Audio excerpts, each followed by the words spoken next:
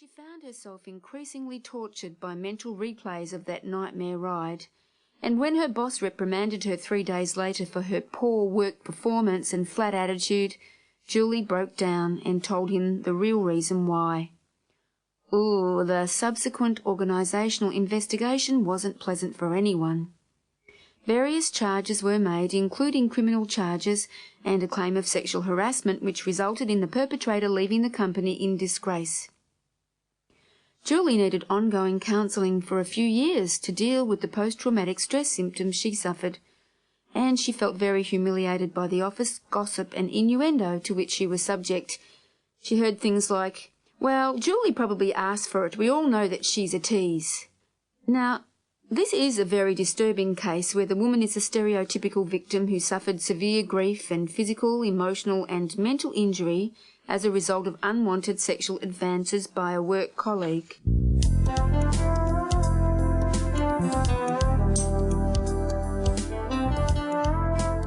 In her book Sexual Harassment of Working Women, Catherine McKinnon outlines the personal impact of sexual harassment.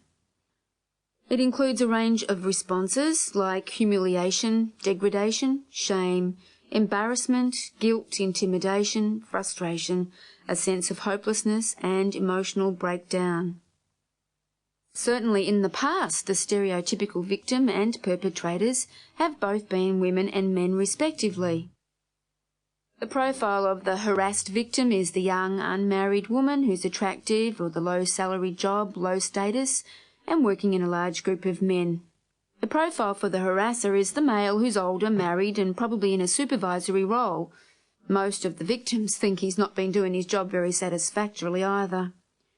Why does the perpetrator sexually harass females typically? Well, sometimes it's just because he's lusting after her. Often it's because there's a sense of personal power. It boosts his ego, makes him feel important, virile and in control. Sometimes it's a social control thing where he puts her back in her place. After all, the woman should be at home. Often when he's in a power position, he has the power to hire her and fire her and maybe up and down her salary and give her favours. So surely he thinks that entitles him to pinch her breast. Now, it's not just the stereotype anymore, though. In more modern times, it's not always the male who's the aggressor. Remember that movie Disclosure with Demi Moore and Michael Douglas? In the movie, Demi's character was the boss who was trying to sexually seduce her male team member. The insinuation is that in these modern times of equality in business, a female boss may have the power, and if she wants to exert that power in sexual dominance, she will. Is that what sexual harassment is really all about? Power? It's an interesting question.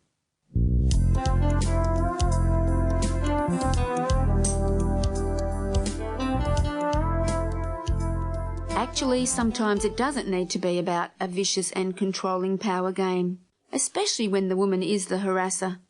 It can simply be an alcohol-related incident where the drink lowers inhibitions and a drunk crosses all boundaries of propriety. Here's an example which is worthy of consideration for anybody who's ever abused alcohol at a work celebration, maybe the Christmas party. It could be applicable to a male or a female, although in this case it was the female. Poor Sue. Sue enjoyed her job in human resources. In fact, ironically, she was the staff member responsible for first-line handling of any sexual discrimination or harassment claims. So what did Sue go and do? She got blind drunk at the office Christmas party and got very sleazy all over one of the male staff members. She sat on his knee, pretending he was Santa, and tried to kiss him. It was embarrassing for all the staff members present, but fortunately at the time for Sue she blacked out and couldn't remember anything of it. She was reminded harrowingly the following week when she found that the guy had filed a claim of harassment against her. Now, in the subsequent internal investigation at work, the man actually dropped his charges when Sue personally apologised and promised to leave him alone in the future and seek counselling. The victim didn't suffer much at all in this case. He was just annoyed that he'd been embarrassed and had his night wrecked at the Christmas party.